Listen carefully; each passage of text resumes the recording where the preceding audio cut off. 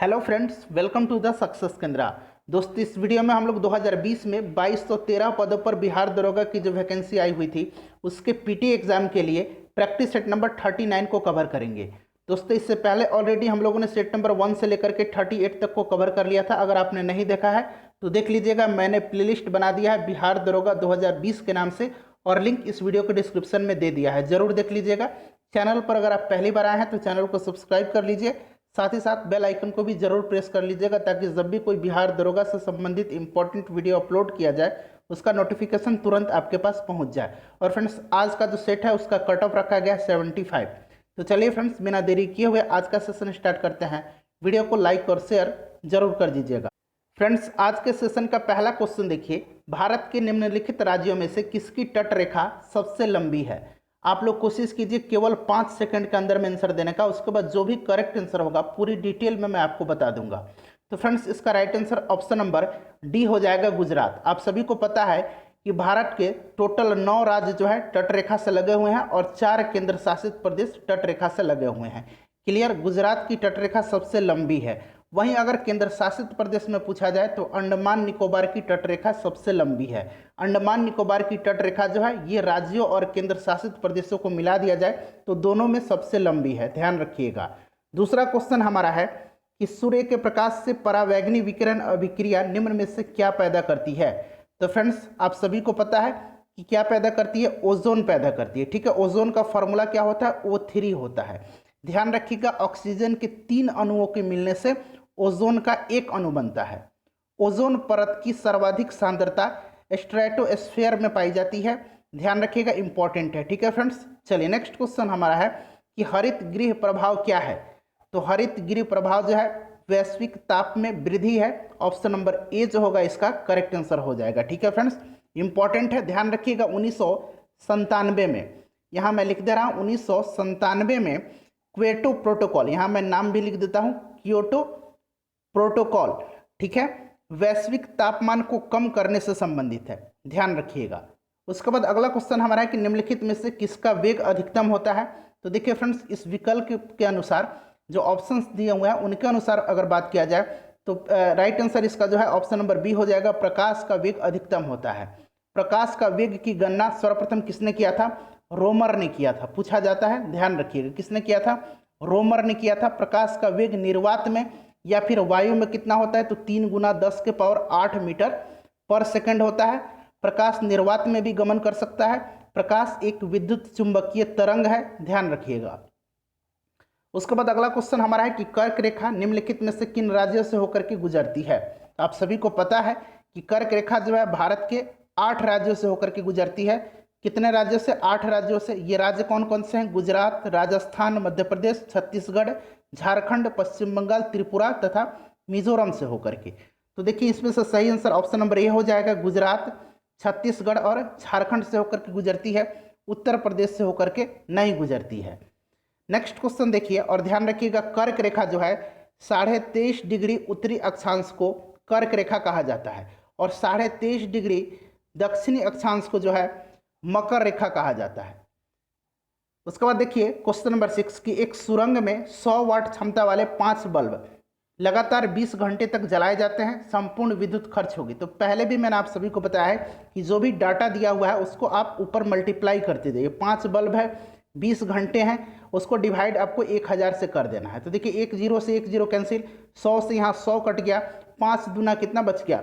10 बच गया। ठीक है फ्रेंड्स, 1 मिनट थोड़ा सा, हाँ, अब देखिए अब कितना बच गया यहाँ पर? 1000 से जब आप डिवाइड कर दीजिए तो ये बच गया 1 यूनिट, 10 यूनिट इसका आंसर हो जाएगा। ठीक है, कितना हो जाएगा? 10 यूनिट, 10 आ गया, 10 यूनिट इसका आंसर हो जाएगा, ऑप्शन नंबर सी। उसके बाद नेक्स्ट क्वेश्चन देखिए कि किस वर्ष बाबर ने सुल्तान इब्राहिम लोदी को पानीपत की लड़ाई में पराजित किया था? फ्रेंड्स, वीडियो अगर आपको पसंद आ रही है, मेरे पढ़ाने का तरीका अगर आपको पसंद आ रहा है तो प्लीज़ फ्रेंड्स वीडियो को लाइक कर दीजिए और इसे देखने के बाद शेयर जरूर कर दीजिएगा। 1526 ईस्वी में पानीपत की पहला युद्ध हुआ था और इसमें जो है इब्राहिम लोदी मारा गया था और इब्राहिम लोदी पहला मध्यकालीन ऐसा शासक था जो कि युद्ध स्थल में मारा गया था और बाबर जीता और उसने भारत में जो है मुगल साम्राज्य की स्थापना कर दी। नेक्स्ट क्वेश्चन हमारा है कि खिलाफत आंदोलन के प्रमुख नेता निम्नलिखित में से कौन थे? तो आप सभी को पता है कि खिलाफत आंदोलन जो है यह 1919 से लेकर के 1922 के बीच चलाया गया था और इसके प्रमुख नेता मौलाना मोहम्मद अली और शौकत अली थे। तो राइट आंसर ऑप्शन नंबर इसका ए हो जाएगा। अखिल भारतीय खिलाफत कमेटी की प्रथम बैठक दिल्ली में आयोजित हुई थी और इसकी अध्यक्षता महात्मा गांधी ने किया था।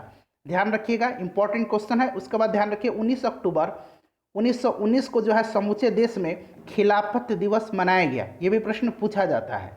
नेक्स्ट क्वेश्चन हमारा है कि निम्नलिखित में से कौन सी चट्टान प्रणाली भारत में नवीनतम है? तो राइट आंसर हो जाएगा इसका ऑप्शन नंबर डी, गोंडवाना। ठीक है फ्रेंड्स, गोंडवाना चट्टान मुख्यतः कोयला के लिए प्रसिद्ध है। किसके लिए? कोयला के लिए। वीडियो के लास्ट में आप सभी लोग अपना अपना स्कोर कमेंट करके बता देंगे। कट ऑफ 75 रखा गया है। वायु शक्ति यानी कि विंड पावर में ऊर्जा का कौन सा रूप विद्युत ऊर्जा में परिवर्तित होता है? तो राइट आंसर इसका हो जाएगा जो गतिज ऊर्जा। ठीक है, देखिए इसमें क्या होता है, ऊर्जा का गतिज ऊर्जा जो है, पवन का जो गतिज ऊर्जा है वो विद्युत ऊर्जा में जो है परिवर्तित होता है। उसके बाद नेक्स्ट क्वेश्चन देख लीजिए कि निम्नलिखित में से किस किले का निर्माण अकबर के राज्यकाल में नहीं कराया गया था? तो दिल्ली का लाल किला राइट आंसर हो जाएगा। दिल्ली के लाल किला का निर्माण जो है शाहजहां के शासनकाल में कराया गया था। ठीक है, चलिए उसके बाद नेक्स्ट क्वेश्चन देखिए कि भारत की निम्न झीलों में से कौन जम्मू कश्मीर में अवस्थित है? तो फ्रेंड्स जम्मू कश्मीर से इसमें से जो है कौन सी झील अवस्थित है? तो अंचार झील जो है ये जम्मू कश्मीर में अवस्थित है। डल झील, उलर झील, बैरी नाग झील, जितने भी नाग नागिन आ जाए ये सारे जम्मू कश्मीर में अवस्थित है। अगर बात करें हम फुलझर झील, यहाँ फुलहर बना लीजिए। ठीक है, फुलहर झील है ये, झ नहीं है, फुलहर झील, ये उत्तर प्रदेश में है। क्लियर। उसके बाद कोलेरू झील आंध्र प्रदेश में है। हमीरसर झील जो है ये गुजरात में है। अगला क्वेश्चन देखिएगा फ्रेंड्स, अगला क्वेश्चन है कि रोगियों के दांत देखने में दंत चिकित्सकों के द्वारा, डेंटिस्ट के द्वारा कौन सा दर्पण जो है प्रयुक्त किया जाता है? तो आप सभी को पता है ये अवतल दर्पण का इस्तेमाल करते हैं। अवतल दर्पण का प्रयोग जो है टॉर्च में, सर्च लाइट में, गाड़ियों के हेड लाइट में, ठीक है, और हजामती जो दर्पण है उनमें इस्तेमाल किया जाता है। क्लियर। बाकी सभी आप जानते हैं कि उत्तल दर्पण का उपयोग जो है गाड़ियों के साइड मिरर के रूप में किया जाता है। ठीक है, स्ट्रीट लाइट में भी उत्तल दर्पण का ही प्रयोग किया जाता है। अगला क्वेश्चन हमारा है कि निम्नलिखित में से कौन त्रिकोणात्मक संघर्ष का हिस्सा नहीं था?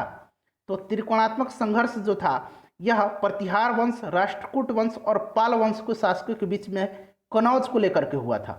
ठीक है, तो right answer option number D हो जाएगा। चोल इसमें शामिल नहीं थे। विवेकानंद ने शिकागो में आयोजित पार्लियामेंट ऑफ वर्ल्ड्स रिलीजन्स में भाग लिया था। तो फ्रेंड्स प्रथम धर्म संसद का आयोजन 1893 में शिकागो में हुआ था। ठीक है फ्रेंड्स, और 11 सितंबर, ध्यान दीजिएगा 11 सितंबर, यहाँ पर थोड़ा सा ध्यान दीजिए, काफ़ी इंपॉर्टेंट क्वेश्चन है और बार बार एग्जाम में पूछा जाता है। ठीक है फ्रेंड्स, तो ध्यान दीजिए 11 सितंबर 1893 को जो है ये धर्म संसद में इन्होंने भाग लिया था विवेकानंद ने। ऑप्शन नंबर सी जो है इसका करेक्ट आंसर इसका हो जाएगा। ठीक है, चलिए नेक्स्ट क्वेश्चन देखिएगा। अगला क्वेश्चन हमारा है फ्रेंड्स कि भारत के निम्नलिखित तटों में से कौन कृष्णा डेल्टा एवं कैप कमरीन के मध्य स्थित है? तो राइट आंसर इसका क्या हो जाएगा? 16 का बताइए, 5 सेकंड में आपको आंसर बताना है। तो फ्रेंड्स राइट आंसर जो है ऑप्शन नंबर ए हो जाएगा, कोरोमंडल तट। ठीक है, चलिए उसके बाद नेक्स्ट क्वेश्चन देखिए, इंडियन ओपिनियन समाचार पत्र के प्रथम संपादक कौन थे? तो इंडियन ओपिनियन समाचार पत्र के प्रथम संपादक कौन थे? तो मनसुख लाल नजर थे। मनसुख लाल नजर राइट आंसर हो जाएगा, option number D correct answer हो जाएगा। महात्मा गांधी ने दक्षिण अफ्रीका से इंडियन ओपिनियन समाचार पत्र जो था प्रकाशित किया था। उसके बाद देखिए निम्नलिखित में से कौन एक व्यस्तम समुद्रिक व्यापारिक मार्ग है? और फ्रेंड्स इससे पहले हम लोगों ने 2020 के जितने भी इंपॉर्टेंट करंट अफेयर्स हैं उनका करीब 30 सेट हमने कवर किया है, सेट वाइज कवर किया। 1000 प्रश्न करीब हम लोगों ने करंट अफेयर का कवर किया है 2020 का। सभी का लिंक इस वीडियो के डिस्क्रिप्शन में मिल जाएगा, जरूर देख लीजिएगा। तो फ्रेंड्स राइट आंसर इसका हो जाएगा उत्तरी अटलांटिक। ठीक है, चलिए उसके बाद नेक्स्ट क्वेश्चन है कि होमी भाभा पुरस्कार निम्न में से किस क्षेत्र में विशेष योगदान के लिए दिया जाता है? तो फ्रेंड्स यह जो है पुरस्कार यह दिया जाता है नाभिकीय ऊर्जा के क्षेत्र में विशेष योगदान के लिए। होमी भाभा पुरस्कार 1989 में, ध्यान रखिएगा 1989 ईस्वी में से जो है यह दिया जाता रहा है पुरस्कार। ठीक है, परमाणु ऊर्जा आयोग की स्थापना 1948 में हुई थी। पूछा जाता है होमी जहांगीर भाभा भारत को परमाणु या नाभिकीय विकास कार्य का जनक जो है इनको माना जाता है। उसके बाद नेक्स्ट क्वेश्चन देखिए, कोरोनरी धमनी बाईपास सर्जरी में जो रक्त वाहिका ग्राफ्ट हेतु प्रयोग में लाई जाती है वह होती है? तो फ्रेंड्स यह जो होती है, ध्यान दीजिएगा राइट आंसर इसका इसमें से जो है ऑप्शन नंबर डी हो जाएगा, इनमें से कोई नहीं। ठीक है, बाईपास सर्जरी को हृदय बाईपास नाम से भी जाना जाता है। बाईपास सर्जरी का विकल्प जो है एंजियोप्लास्टी है। क्या है? एंजियोप्लास्टी है, ध्यान दीजिएगा। उसके बाद देखिए निम्नलिखित में से कौन संविधान के प्रारूप समिति के सदस्य थे? तो देखिए फ्रेंड्स, संविधान के प्रारूप समिति की अगर बात करें तो इसमें कितने सदस्य थे? 7 सदस्य थे। ठीक है, इसके अध्यक्ष कौन थे? तो प्रारूप समिति के अध्यक्ष डॉक्टर भीमराव अंबेडकर थे। तो इसमें से right answer option number C हो जाएगा। ठीक है, 1 और 3 यानी कि एन गोपाल स्वामी और अल्लादी कृष्णा स्वामी अय्यर। ठीक है, ये जो है इसके सदस्य थे। उसके बाद नेक्स्ट क्वेश्चन देखिएगा कि भारत के राष्ट्रपति पर महाभियोग चलाने के लिए कम से कम कितने दिन पूर्व सूचना आवश्यक है? तो कम से कम आप सभी को पता है कि 14 दिन पूर्व राष्ट्रपति को सूचना देना चाहिए। और ये जो महाभियोग की प्रक्रिया है ये आर्टिकल 61 में है। अब तक किसी भी राष्ट्रपति पर महाभियोग नहीं लगाया गया है, ध्यान रखिएगा। महाभियोग के द्वारा राष्ट्रपति, सीएजी यानी कि नियंत्रक एवं महालेखा परीक्षक, मुख्य निर्वाचन आयुक्त, उच्चतम न्यायालय और उच्च न्यायालय के जो न्यायाधीश हैं उनको हटाने का प्रावधान है हमारे संविधान में। उसके बाद अगला क्वेश्चन देखिए कि निम्नलिखित अनुच्छेदों में से कौन सा एक राज्य को ग्राम पंचायतों को संगठित करने के लिए निर्देशित करता है? तो आर्टिकल 40 जो है यह ग्राम पंचायतों को संगठित करने के लिए राज्य सरकार को निर्देशित करता है। और आर्टिकल 40 जो है राज्य की नीति निर्देशक सिद्धांत के अंतर्गत आता है। अनुच्छेद 34 देख रहे हैं, इसमें मौलिक अधिकारों के संवैधानिक उपचारों से संबंधित है। अनुच्छेद 48 जो है यहाँ पर देखिए, अनुच्छेद 48 यह भी राज्य के नीति निर्देशक सिद्धांत के अंतर्गत आता है। ये संबंधित है कृषि के विकास, संवर्धन तथा भारवाहक एवं दुधारू पशुओं के संरक्षण से। ठीक है फ्रेंड्स, गौ हत्या जो है इसी के अंतर्गत आता है, ध्यान रखिएगा। अनुच्छेद 51 क्या है? अनुच्छेद 51 है अंतर्राष्ट्रीय शांति, सद्भावना और विकास में सहयोग करने के लिए। ठीक है, चलिए अगला क्वेश्चन हमारा है कि उत्तर भारत में चांदी का सिक्का टंका जारी करने वाला कौन मध्यकालीन शासक था? तो फ्रेंड्स, यह मध्यकालीन जो शासक था ये था इल्तुतमिश। इल्तुतमिश जो था, ध्यान रखिएगा, इसने जो है राजधानी को काबुल से माफ़ कीजिएगा, लाहौर से राजधानी को जो है लेकर के कहाँ आया? दिल्ली आया था। पूछा जाता है कि लाहौर से राजधानी को दिल्ली किसने स्थानांतरित किया था? तो इल्तुतमिश ने किया था। कुतुबुद्दीन ऐबक के समय राजधानी कहाँ थी? लाहौर थी, और लाहौर से दिल्ली लेकर कौन आया? इल्तुतमिश आया था। नेक्स्ट क्वेश्चन हमारा है कि आज़ाद हिंद फौज के अधिकारियों के लाल किले में चल रहे मुकदमे में उनके पक्ष में निम्नलिखित में से किसने वकालत की थी? काफ़ी इंपॉर्टेंट क्वेश्चन है। तो फ्रेंड्स देखिए, आज़ाद हिंद फौज के पदाधिकारियों पर नवंबर 1945 में जो है दिल्ली के लाल किले में मुकदमा चलाया गया। इसे दिल्ली मुकदमा या फिर लाल किला मुकदमा के नाम से भी जाना जाता है। और इसमें जो है वकालत किया था सर टीबी सप्रू ने। Option number D correct answer इसका हो जाएगा। निम्नलिखित देशांतरों में से कौन सा भारत की प्रमाणिक मध्याह्न रेखा कहलाता है? तो आप सभी को पता है 82.5 डिग्री पूर्वी देशांतर भारत की प्रमाणिक मध्याह्न रेखा कहलाता है। ऑप्शन नंबर इसका डी करेक्ट आंसर हो जाएगा। ठीक है फ्रेंड्स, ध्यान रखिएगा, विश्व को टोटल कितने टाइम जोन में बांटा गया है? तो 24 टाइम जोन में बांटा गया है, इंपॉर्टेंट है। और भारत का जो समय है जीएमटी से 5.5 घंटा आगे है। भारत का प्रमाणिक मध्याह्न रेखा इलाहाबाद के पास नैनी से होकर के गुजरता है। अगला क्वेश्चन हमारा है कि प्रोटीन की प्रचुरता वाले खाद्य पदार्थों में उपस्थित अमीनो अम्ल टायरोसिन के बारे में निम्नलिखित कथनों में से कौन सा एक सही नहीं है? सही नहीं बताया गया है। तो right answer option number D हो जाएगा। यह बुढ़ापे के लिए उत्तरदायी मुक्त मूलकों के विरुद्ध रक्षा कर सकता है, यह सही नहीं है। अमीनो अम्ल जो है यह 20 अम्लों से मिलकर के बनता है, ध्यान रखिएगा, काफ़ी इंपॉर्टेंट है। प्रोटीन का जो अनिवार्य तत्व है वो अमीनो अम्ल ही होता है। अगला क्वेश्चन हमारा है कि कौन सा सही सुमेलित है? तो देखिए फ्रेंड्स, लोनार झील जो है ये महाराष्ट्र में है। नक्की झील जो है, नक्की झील राजस्थान में है। कोलेरू झील कहाँ है? तो देखिए फ्रेंड्स, कोलेरू झील आंध्र प्रदेश में है। पुलिकट झील जो है केरल में भी है और इसका कुछ हिस्सा आंध्र प्रदेश में भी आता है। ठीक है, तो राइट आंसर इसका क्या हो जाएगा? हाँ, तो राइट आंसर कोलेरू हो जाएगा। ठीक है, आंध्र प्रदेश में आता है, तो सही सुमेलित यही है। उसके बाद नेक्स्ट क्वेश्चन हमारा है, देखिए सही मिलान करना है इसमें से और सही आंसर आपको चुन के बताना है। नीचे दिया गया है, एक तरफ खनन क्षेत्र है और ये खनिज है। तो गुरु महिषानी में जो है लौह अयस्क, तलचर में क्या होता है?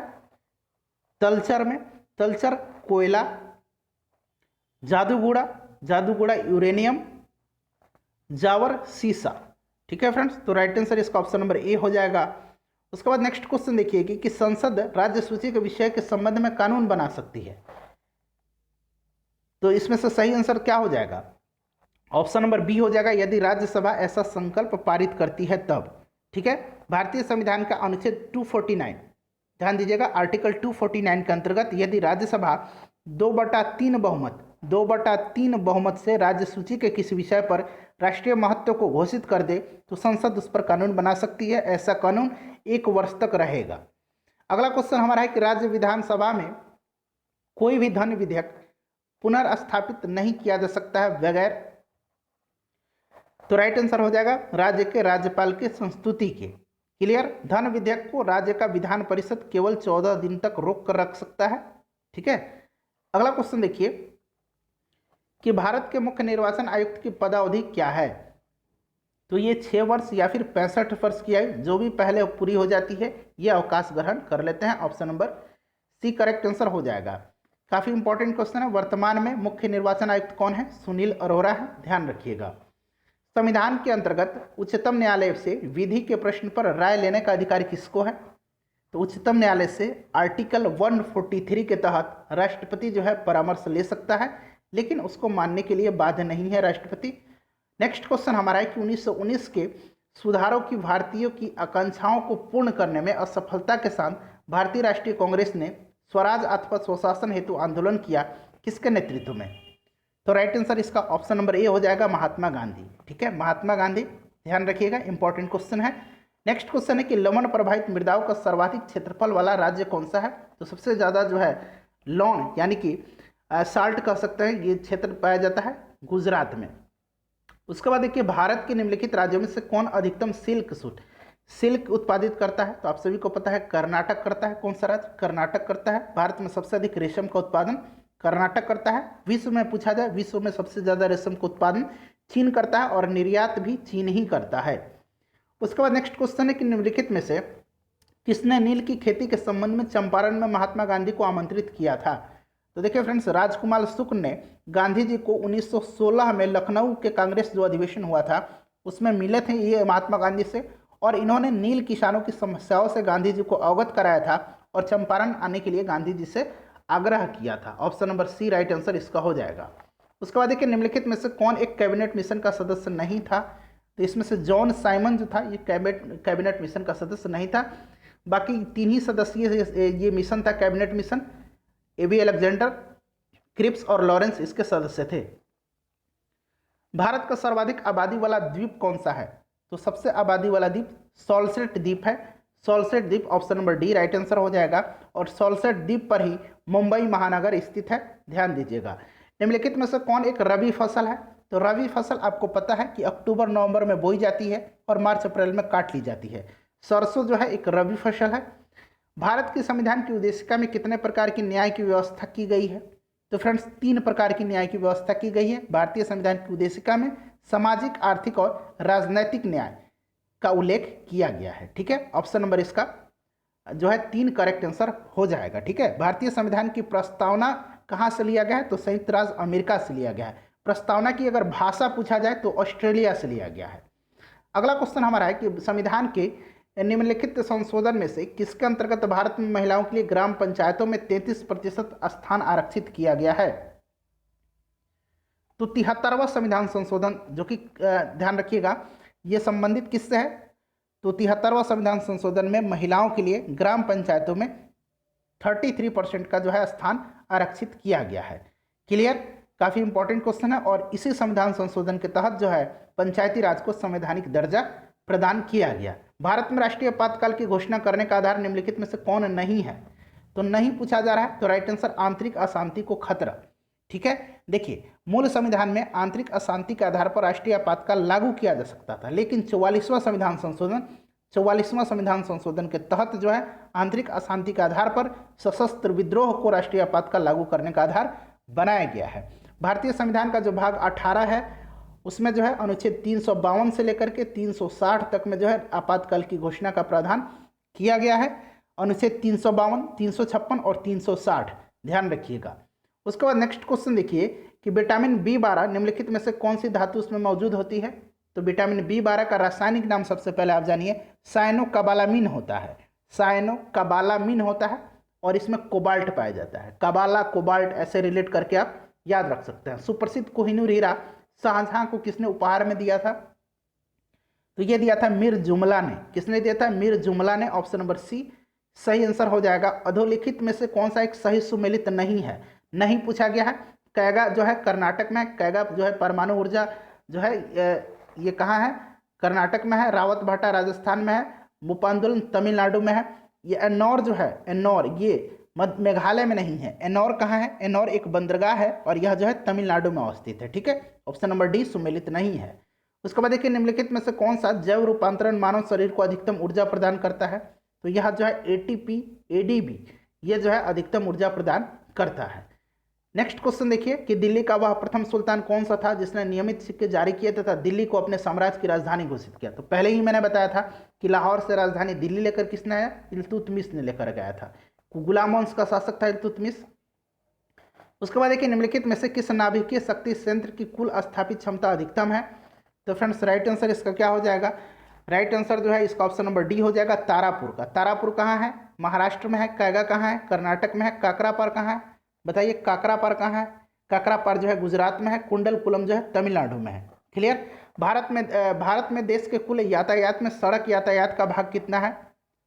तो 80% है। Option number B right answer हो जाएगा। प्रकृति में सर्वाधिक प्रचुर मात्रा में पाया जाने वाला कार्बनिक यौगिक कौन सा है? तो यह कार्बनिक यौगिक जो है ग्लूकोज है। कौन सा है? ग्लूकोज है। ग्लूकोज का फॉर्मूला क्या होता है? C6H12O6 होता है। ठीक है फ्रेंड्स, ध्यान रखिएगा। उसके बाद नेक्स्ट क्वेश्चन हमारा है कि सेब का हृदय रोगियों के लिए विशेष महत्व है क्योंकि ये बड़े स्रोत हैं। तो सेब जो होता है सबसे ज़्यादा स्रोत जो है ये पोटेशियम का होता है। किसका? पोटेशियम का। तो right answer option number D हो जाएगा, केवल पोटेशियम का। क्लियर? चलिए अगला क्वेश्चन देखिएगा। हाँ, नेक्स्ट क्वेश्चन हमारा है कि उदारीकरण, निजीकरण और भूमंडलीकरण की नीति नई आर्थिक नीति के रूप में निम्न में से किस प्रधानमंत्री के द्वारा स्वीकार किया गया? तो यह स्वीकार किया गया पीबी नरसिम्हा राव के सरकार के द्वारा। ठीक है, तो राइट आंसर इसका क्या हो जाएगा? ऑप्शन नंबर सी हो जाएगा। ठीक, चलिए अगला क्वेश्चन हमारा है कि भारत में मिश्रित अर्थव्यवस्था का अर्थ क्या है? तो मिश्रित अर्थव्यवस्था का अर्थ है सार्वजनिक तथा निजी क्षेत्र का सह अस्तित्व। ऑप्शन नंबर इसका सी करेक्ट आंसर हो जाएगा। उसके बाद देखिए कि सूची 1 को सूची 2 से मिलान करना है और राइट आंसर इसमें से आपको चुनना है। तो फ्रेंड्स आइए मिलान करते हैं। देखिए फ्रीऑन जो है इसका इस्तेमाल कहाँ होता है? प्रशीतक में होता है। क्या? प्रशीतक जो होता है रेफ्रिजरेटर, कूलर, फ्रिज इसमें होता है, एसी वगैरह में होता है। टेट्रा एथिल लेड तो ये एंटी नॉक यानी कि अपस्फोटरोधी में होता है। तो राइट आंसर राइट हो जाएगा एक। बेंजीन हेक्साक्लोराइड कीटनाशी के रूप में होता है और कार्बन टेट्राक्लोराइड CCl4 आपको पता है कि अग्निशमन के रूप में इसका इस्तेमाल किया जाता है। तो राइट आंसर आप लोग देख लीजिएगा, मेरे ख्याल से option number D correct answer इसका हो जाएगा। उसके बाद देखिए फ्रेंड्स मैथ का क्वेश्चन है 4-5, मैं आंसर बता देता हूँ, आप लोग स्वयं इसका हल करेंगे। ठीक है, option number D right answer इसका हो जाएगा। उसके बाद देखिए एक दुकानदार किसी वस्तु को 180 रुपये में बेच करके 4% अधिक लाभ कमाता है। तो यहाँ से आप CP निकाल सकते हैं ना, कॉस्ट प्राइस कितना है? सेलिंग प्राइस 180 है और लाभ इतना है। तो यहाँ से आप कॉस्ट प्राइस यानी कि क्रय मूल्य निकाल लीजिएगा और जब उसे 175 रुपये में बेचे तो वस्तु का क्रय मूल्य आपसे पूछा जा रहा है। तो राइट आंसर इसका 57 का ऑप्शन नंबर बी हो जाएगा। ठीक है, चलिए उसके बाद नेक्स्ट क्वेश्चन हमारा है कि 2 अंकों की संख्या, आंसर मैं बता देता हूँ, ऑप्शन नंबर बी हो जाएगा। काफ़ी आसान क्वेश्चन है, बेसिक क्वेश्चन है, आप स्वयं इसका हल कर सकते हैं। उसी प्रकार से देख लीजिए 59 का correct answer option number C हो जाएगा। 60 नंबर का देख लीजिए, 60 नंबर का जो है आंसर ऑप्शन नंबर सी हो जाएगा 53। नेक्स्ट क्वेश्चन देख लीजिए, अगला क्वेश्चन है कि भारत में निम्नलिखित में से कौन राजकोषीय नीति निर्धारित करता है? तो राजकोषीय नीति जो है निर्धारित करता है वित्त मंत्रालय। कौन करता है? वित्त मंत्रालय करता है, ध्यान रखिएगा। ठीक है, नीति आयोग आर्थिक नियोजन की रूपरेखा पर विचार करती है। RBI भारत का बैंकिंग क्षेत्र का सर्वोच्च वित्तीय नीति निर्धारक संस्था है। क्लियर? चलिए, और RBI के अभी गवर्नर कौन है, जरा आप नाम मुझे कमेंट करके उनका बताएंगे। उसके बाद देखिए निम्नलिखित अम्लों में से किसको बेकिंग पाउडर के निर्माण में उपयोग किया जाता है? तो बेकिंग पाउडर के निर्माण में टार्टरिक एसिड का जो है उपयोग किया जाता है। टार्टरिक एसिड इमली में पाया जाता है, पूछा जाता है इमली में कौन सा अम्ल पाया जाता है? तो टार्टरिक अम्ल, ध्यान रखिएगा, काफ़ी इंपॉर्टेंट क्वेश्चन है। ठीक है, चलिए उसके बाद देखिए ऑक्जेलिक अम्ल जो है इसका प्रयोग कपड़े से जंग के धब्बे हटाने में, जो दाग लग जाता है ना, उसको हटाने में किया जाता है। दही दूध में लैक्टिक अम्ल पाया जाता है। उसके बाद अगर बात करें तो बेंजोइक अम्ल का प्रयोग जो है खाद्य पदार्थों के संरक्षण में किया जाता है। उसके बाद देखिए विश्व का सबसे अधिक तेजी से बढ़ने वाला जल पादप कौन सा है? तो फ्रेंड्स यह जो है जल पादप यह हायासिंथ है और यह एक प्रकार का पुष्प है। Option number B right answer इसका हो जाएगा। फेसबुक वेबसाइट के संस्थापक कौन है? अब सभी को पता है फेसबुक की स्थापना मार्क जुकरबर्ग ने किया था। एप्पल का स्थापना किसने किया था? स्टीव जॉब्स ने किया था। ठीक है, उसके बाद बात करें माइक्रोसॉफ्ट की स्थापना तो बिल गेट्स ने किया था। ठीक है, चलिए नेक्स्ट क्वेश्चन देखिएगा कि प्लेग की बीमारी निम्नलिखित में से किस कारण से होती है? तो प्लेग जो होता है यह बैक्टीरिया के कारण से होता है। ठीक है फ्रेंड्स, बैक्टीरिया के कारण प्लेग होता है। निम्नलिखित में से कौन सी जॉर्डन की राजधानी है? तो जॉर्डन की राजधानी जो है अम्मान है। Option number D right answer हो जाएगा। जॉर्डन एक एशियाई देश है, यहाँ की मुद्रा जो है दिनार है, याद रखिएगा। उसके बाद अगला क्वेश्चन देखिए निम्नलिखित में से कौन सी मंगोलिया की मुद्रा है? तो देखिए फ्रेंड्स मंगोलिया की मुद्रा जो है तुगरिक है। क्या है? तुगरिक है। Option number B right answer हो जाएगा। मंगोलिया भी एशिया महाद्वीप में है और मंगोलिया की राजधानी उलान बटोर है। उलान बटोर है मंगोलिया की राजधानी, नाम ध्यान रखिएगा। ठीक है, चलिए भारत और मंगोलिया के बीच में कौन सा युद्ध अभ्यास होता है? Nomadic elephant. Nomadic elephant. ठीक है, यहाँ मैं लिख देता हूँ। चलिए अगला क्वेश्चन हमारा है कि एशिया का तीसरा सबसे अधिक आबादी वाला देश कौन सा है? तो पहला चीन हो जाएगा, दूसरा भारत हो जाएगा, तीसरा इंडोनेशिया हो जाएगा। उसके बाद देखिए संयुक्त राष्ट्र द्वारा मानवाधिकारों की सार्वभौमिक घोषणा को चिन्हित करने के लिए हर वर्ष किस तिथि को अंतर्राष्ट्रीय मानवाधिकार दिवस मनाया जाता है? तो प्रतिवर्ष जो है 10 दिसंबर को अंतर्राष्ट्रीय मानवाधिकार दिवस मनाया जाता है। Option number D correct answer इसका हो जाएगा।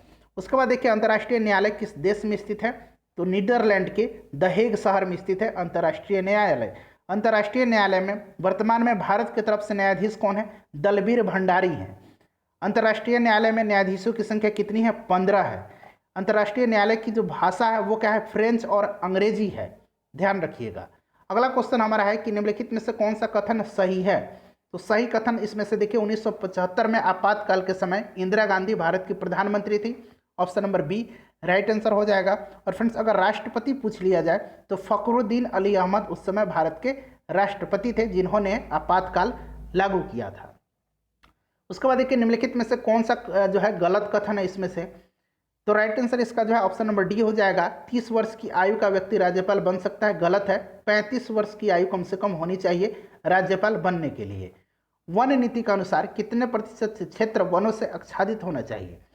तो वनों से आच्छादित होने के लिए 1/3 भाग जो है उस पर वन का होना चाहिए। पर्यावरण की दृष्टि से कुल भौगोलिक क्षेत्र का 1/3 भाग जो है यह वन आच्छादित होना चाहिए। तो right answer option number C हो जाएगा 33%। ठीक है, भारत में जो है लगभग कितना है? 24.56% ही वन है, जो कि अभी काफ़ी कम है, करीब करीब 7-8% अभी कम है। भारत में सबसे अधिक वन क्षेत्र मध्य प्रदेश में पाया जाता है और सबसे अधिक वन का प्रतिशत अगर पूछा जाए तो ये मिजोरम राज्य में पाया जाता है। नेक्स्ट क्वेश्चन देखिए फ्रेंड्स कि 6ठी शताब्दी ईसा पूर्व में 16 महाजनपदों में सूरसेन भी शामिल था। वर्तमान में यह क्षेत्र, यह महाजनपद भारत के किस राज्य में पड़ता है? तो फ्रेंड्स 16 महाजनपदों की राजधानियों को मैंने हमारा जो दूसरा चैनल है 5 मिनट जीके जीएस उस पर मैंने ट्रिक से बताया है। अगर आपको ट्रिक याद होगा, वीडियो को देखा होगा, तो आप आसानी से बता सकते हैं कि सूरसेन किस राज्य में है। तो राइट आंसर इसका जो है क्या हो जाएगा? ऑप्शन नंबर बी हो जाएगा, उत्तर प्रदेश। और सूरसेन की राजधानी कहाँ है? सूरसेन की राजधानी मथुरा थी। ठीक है, 16 महाजनपदों के बारे में जानकारी बौद्ध ग्रंथ अंगुत्तर निकाय से प्राप्त होती है। ठीक है, और अगर बौद्ध ग्रंथ तो पता हो गया आपको, अब वहीं अगर आपसे जैन ग्रंथ पूछा जाए तो भगवती सूत्र से मिलती है। नेक्स्ट क्वेश्चन देखिए कि निम्नलिखित में से कौन शुंग वंश का अंतिम शासक था? तो शुंग वंश की स्थापना किसने किया था? पुष्यमित्र शुंग ने किया था। ठीक है, किसने किया था? पुष्यमित्र शुंग ने किया था। मौर्य वंश का अंतिम शासक था बृहद्रथ। बृहद्रथ की हत्या जो है पुष्यमित्र शुंग ने कर दिया और मगध पर शुंग वंश की स्थापना किया था। शुंग वंश का अंतिम शासक जो है यह देवभूति था। Option number D correct answer इसका हो जाएगा। बेताल भट्ट, घटकरपर और वररुचि का संबंध निम्नलिखित में से किस वंश से है? तो फ्रेंड्स यह जो थे चंद्रगुप्त द्वितीय के दरबार के नवरत्न थे, नवरत्न में शामिल थे। चंद्रगुप्त द्वितीय के दरबार में कालिदास भी रहते थे और आर्यभट्ट भी शामिल थे। तो राइट आंसर गुप्त वंश हो जाएगा। इनमें से कौन बारबरी स्टेट्स में शामिल नहीं है? तो बारबरी स्टेट्स में शामिल जो है इसमें से सूडान नहीं है। ऑप्शन नंबर डी जो है सही आंसर हो जाएगा। कोलाइड विलियन में कणों का आकार होता है।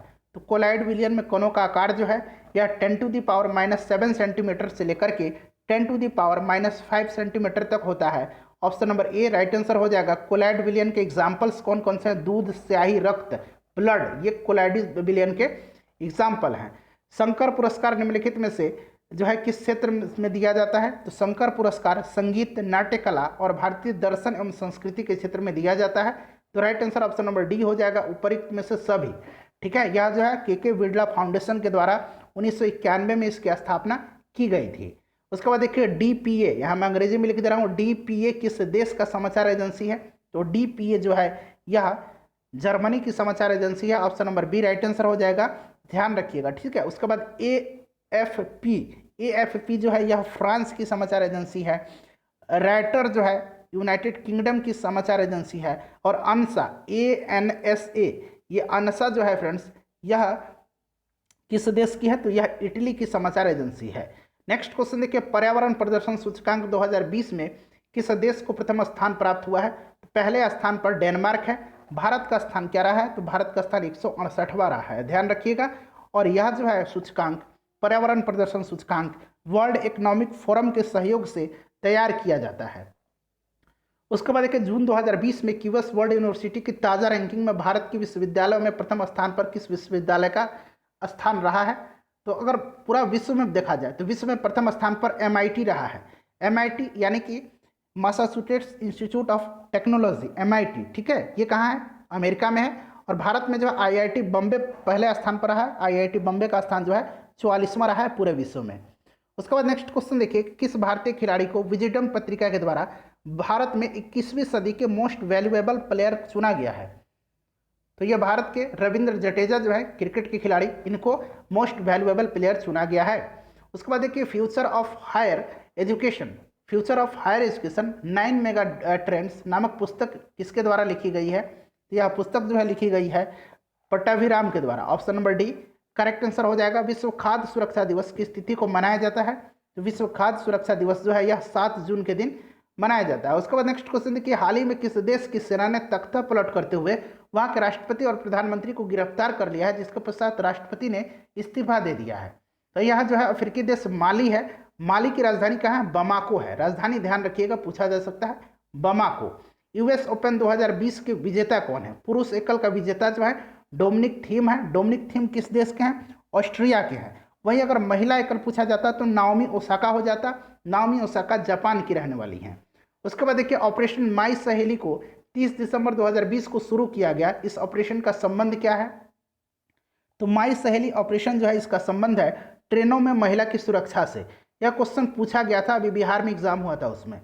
उसके बाद नेक्स्ट क्वेश्चन देखिए, बाबरी मस्जिद विध्वंस मामले में केंद्रीय अन्वेषण ब्यूरो के विशेष न्यायाधीश ने हाल ही में फैसला सुनाकर 32 आरोपियों को बरी किया है। यह फैसला बाबरी मस्जिद विध्वंस के कितने वर्ष के बाद आया है? तो यह जो फैसला आया है यह कितने वर्ष के बाद आया है? तो ध्यान दीजिएगा, यह फैसला जो है 28 वर्ष के बाद आया है।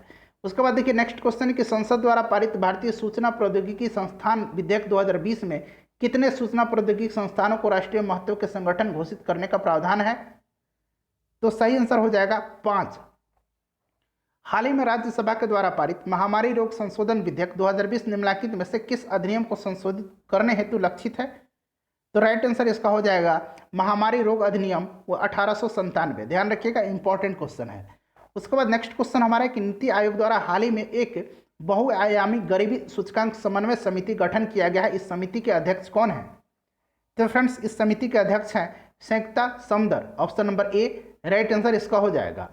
किस राज्य के पर्यावरण और वन विभाग के द्वारा हाल ही में प्यार का पौधा अभियान शुरू किया है? तो प्यार का पौधा अभियान जो है यह बिहार सरकार के द्वारा शुरू किया गया है। काफी इंपॉर्टेंट क्वेश्चन है, ध्यान रखिएगा। Option number D right answer इसका हो जाएगा। भारत सरकार ने विदेश व्यापार नीति को कब तक के लिए विस्तार देने का फैसला किया है? यह फैसला किया है 31 मार्च 2021 तक। ठीक है, नेक्स्ट क्वेश्चन हमारा है कि राम मंदिर निर्माण हेतु भवन निर्माण समिति का अध्यक्ष किसे चुना गया? प्रश्न को ध्यान से पढ़िएगा। देखिए राम मंदिर ट्रस्ट का अध्यक्ष पूछा जाए, राम मंदिर ट्रस्ट का अध्यक्ष, तो ये महंत नृत्य गोपाल दास हो जाते हैं। भवन निर्माण समिति का अध्यक्ष पूछा जा रहा है, तो ये कौन है? नृपेंद्र मिश्रा है। ऑप्शन में नृपेंद्र मिश्रा का नाम नहीं दिया गया है। Option number D correct answer हो जाएगा, इनमें से कोई नहीं। निम्नांकित में से कौन CMS COP 13 में लुप्तप्राय प्रवासी प्रजाति के रूप में वर्गीकृत जीवों में शामिल नहीं है, तो ये शामिल पेंगोलिन नहीं है। बाकी एशियाई हाथी, बंगाल फ्रोलिकल और ग्रेट इंडियन बस्टर्ड शामिल है। भारत में कोरोना संक्रमण से मौत का शिकार बनने वाले पहले केंद्रीय मंत्री कौन है? तो सुरेश अंगड़ी हैं। सुरेश अंगड़ी जो है कर्नाटक के बेलगांव से लोकसभा सांसद थे। उसके बाद देखिए हाल ही में चर्चा में रहा इंद्र 2019 का संबंध किन दो देशों से है? तो इंद्र 2019 जो है भारत और रूस के बीच का संयुक्त सैन्य अभ्यास है। Option number a right answer हो जाएगा। निम्नलिखित में से कौन सा कथन असत्य है? असत्य कथन इसमें से आपको छांटना है। तो असत्य कथन जो है ये ऑप्शन नंबर सी हो जाएगा। इस योजना में देश के सभी राज्य शामिल हैं। योजना कौन सी है? समर्थ योजना। ठीक है, ध्यान रखिएगा। हाल ही में चर्चित बाघ प्रिंट का संबंध किस राज्य से है? तो बाघ प्रिंट का संबंध जो है फ्रेंड्स मध्य प्रदेश से है। Option number D right answer हो जाएगा। फ्रेंड्स 100 क्वेश्चन हमने कवर किया है। उम्मीद करता हूँ वीडियो आपको पसंद आई।